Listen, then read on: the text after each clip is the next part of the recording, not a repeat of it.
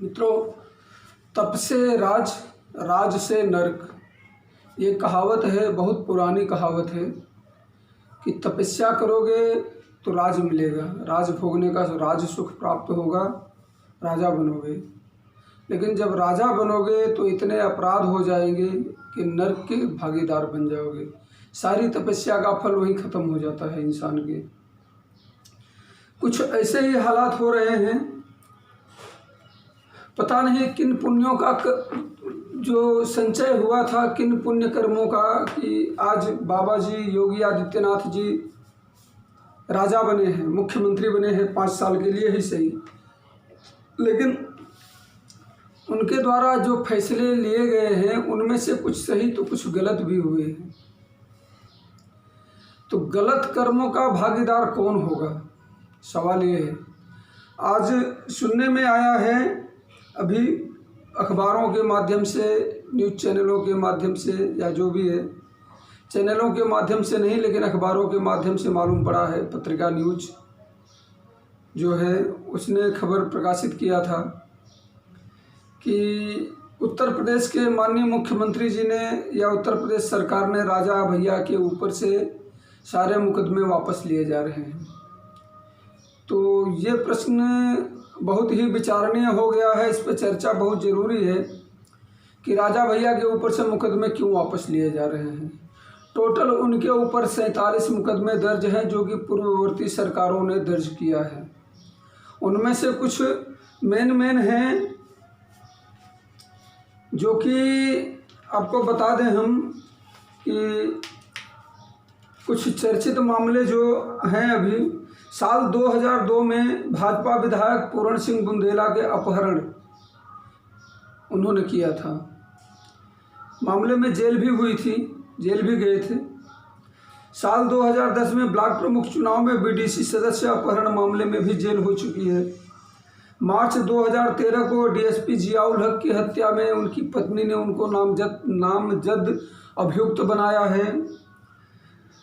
और अखिलेश सरकार में खाद्य और रसद मंत्री रहते हुए उनके ऊपर करोड़ों रुपए के गबन का भी आरोप है, जिसमें अभी जांच चल रही है, तो अभी अभियुक्त हैं।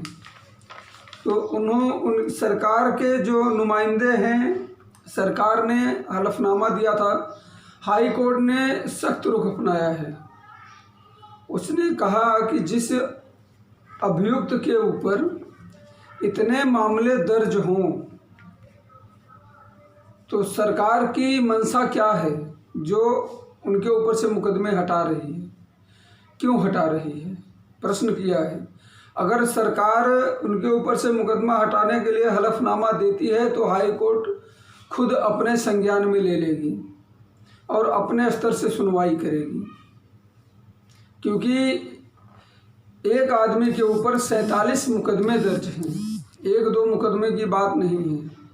एक विकास दुबे था जिसके ऊपर 64 मुकदमे दर्ज थे। योगी जी जब से सीएम बने अपने ऊपर के सारे मुकदमे हटा लिए योगी जी। इनके ऊपर भी हत्या, अपहरण, तमाम इनके ऊपर भी केस लगे हुए थे, इन्होंने अपने ऊपर हटा लिया।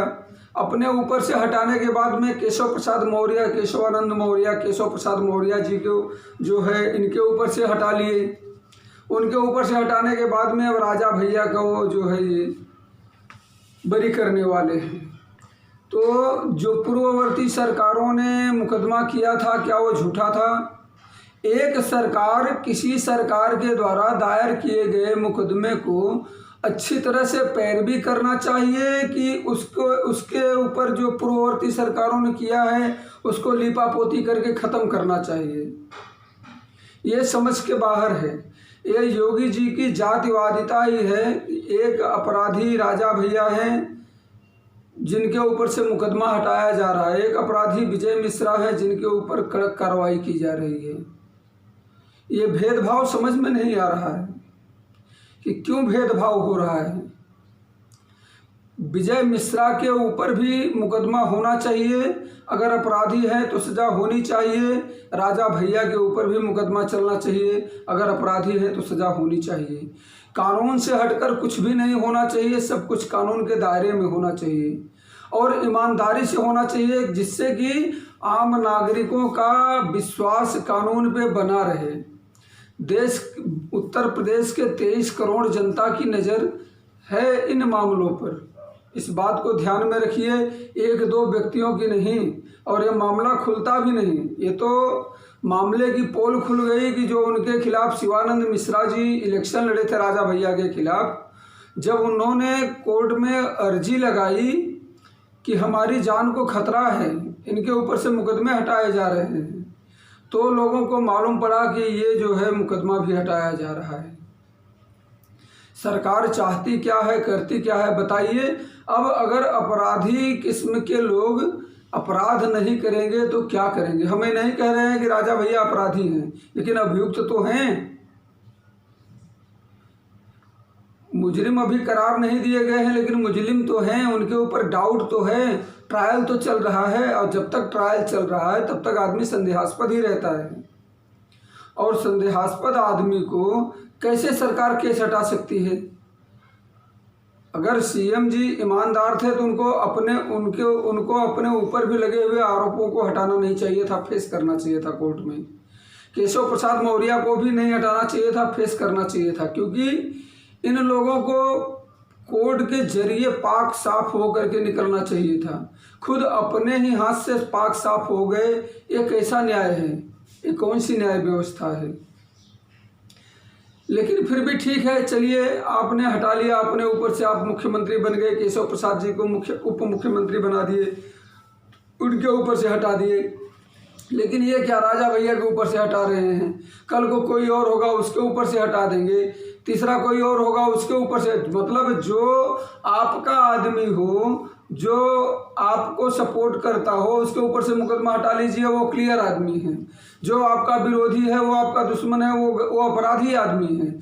मतलब आप जो कहेंगे वो सही, और बाकी तो सन 90 वाला कहानी हो गई कि कांग्रेस अध्यक्ष सीताराम जी थे, सीताराम केसरी जी। तो उस समय एक जुमला चलता था कि न खाता ना बही, जो सीताराम कहें वही सही।